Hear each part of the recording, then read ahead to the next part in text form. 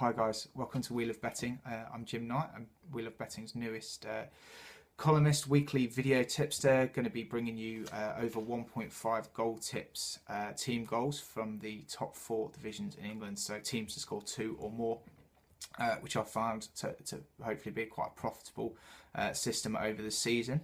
There's going to be 3 tips this week, one from League One, one from League Two, and one from the big crunch game in the Premier League, which is on Sunday afternoon.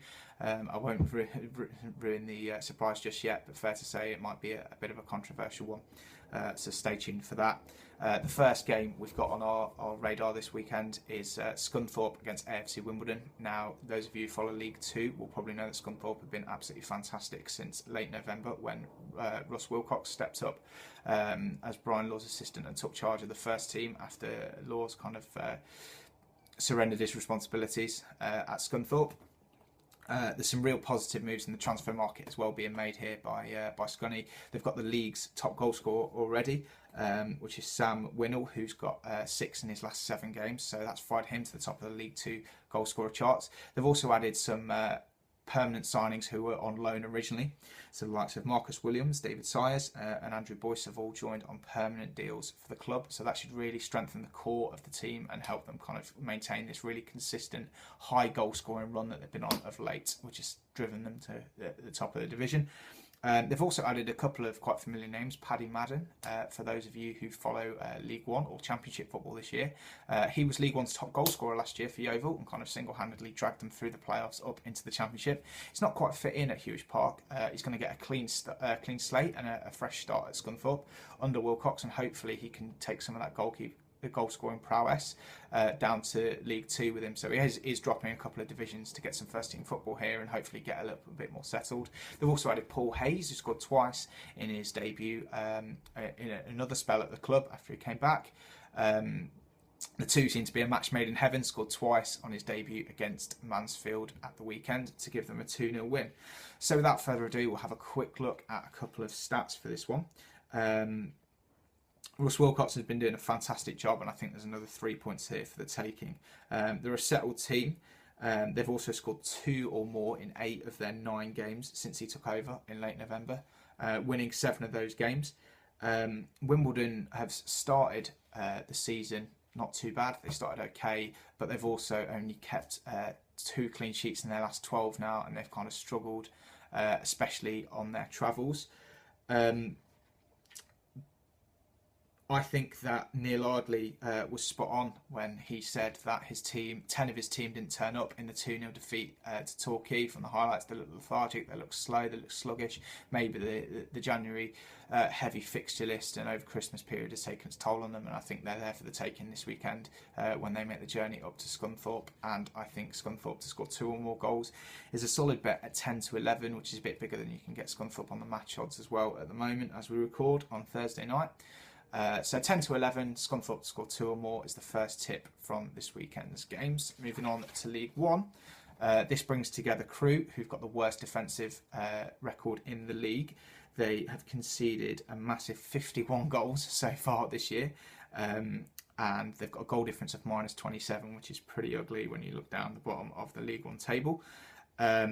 That in itself, is a positive start to an over 1.5 goals bet when you've got the most prolific scorers in the league against the worst defence. And that's exactly what Orient are. They're the most prolific team, or joint prolific team, I should say. Props to Coventry, who've scored an equal amount of goals to them this year. Orient are missing David Mooney, who's their top goal scorer with 13, but they have got goals from all over the park. The likes of Dean Cox, Moses Odebejo and the evergreen Kevin Lisby are all firing and have been this season so far. Kevin Lisby's now got 11 after his goal at the weekend, so he's already into double figures. The stats here, again, are quite compelling, hopefully. The Orient have scored 2 or more in 9 of their 14 away games so far this season.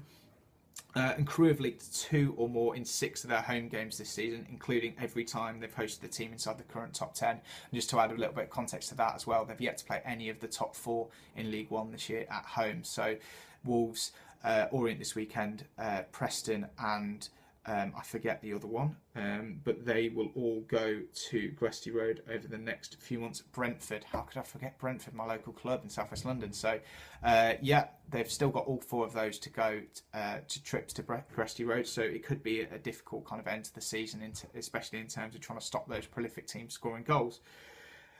Crewe's defending's been full of individual errors of late. They've got a 19-year-old goalkeeper in Ben Garrett after a few kind of issues with their original goalkeeping setup this year. Alex's form has actually been okay over the last few weeks. It's not like they've been on a horrific run. They have tried to turn it around, and all credit to them for doing that. They did lose 4-2 to Rotherham and kind of looked like they'd slipped back into their old ways last Saturday. Some pretty abysmal defending all round. And I think Orient, with their firepower, despite missing David Mooney, could score twice here quite easily. I think the records speak for themselves in terms of the fact that Crewe haven't played the big sides, and I think they could really struggle to contain Orient, who are a team filled with goals, filled with confidence, and chasing promotion, automatic promotion at that. After their impressive start this season, as I say, Orient average 2.1 goals a game this season, so they already average over what they need to land this bet. The price again is 10 to 11, so a shade under even money.